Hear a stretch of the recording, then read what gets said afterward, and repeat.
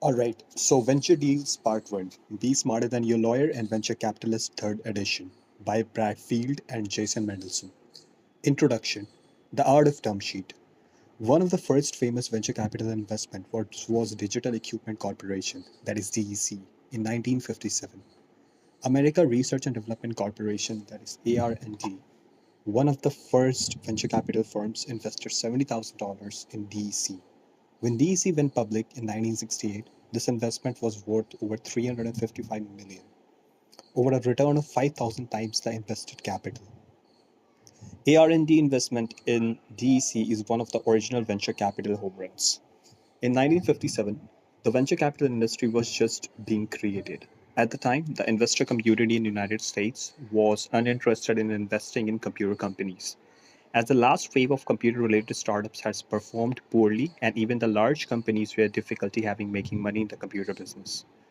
We can envision the frustration of DEC founders, that is Ken Olson and Harlan Anderson, as the investors they talked to rejected them and their fledgling idea for a business. We can also imagine their joy when Georges Droid, the founder of American Research and Development Corporation, offered to fund them. After a number of conversations and meetings, Droid sent Olson and Anderson a letter expressing his interest in investing, along with his proposed terms. Today, this document is called term sheet. Now imagine what that term sheet looked like. There are three different possibilities. The first is that it was typed a one-page letter that has said, "We would like to invest $70,000 on your company and buy 78% of it." The next is that it was 2 pages of legal terms that basically said, "We would like to invest $70,000 in your company and buy 78% of it." Or it could have been a 8-page type document that had all kinds of protective provisions, arrangements, drag along rights and securities and exchange commissions, registration rights. Our guess is that it was not the third option.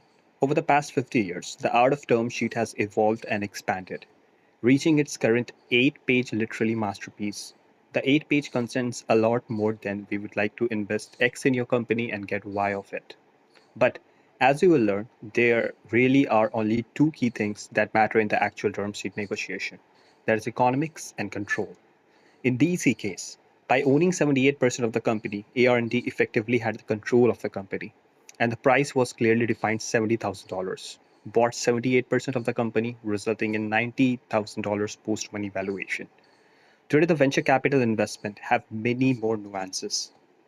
Individual venture capitals usually end up owning less than 50% of the company, so they don't have the effective voting control, but often negotiate provisions that give them control over the major decisions of the company.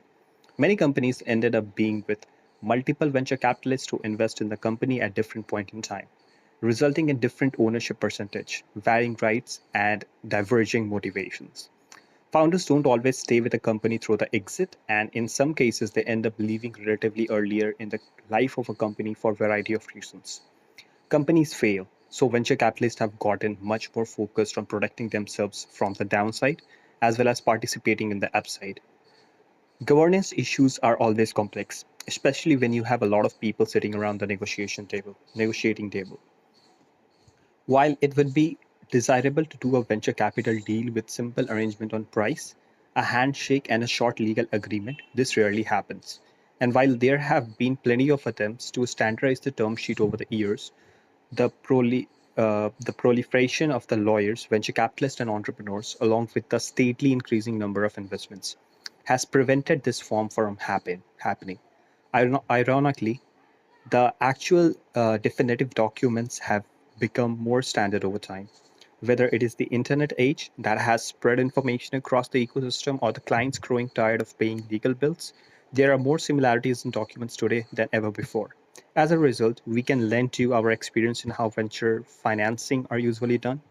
The good news is, once you have negotiated the term sheet, you are done with the hard part, and as a result, that's where we are going to focus our energy in this book. Throughout this book, we will cover not only what and how, but also why things as they do. Let's begin our exploration of venture capital financing by discussing the various players involved.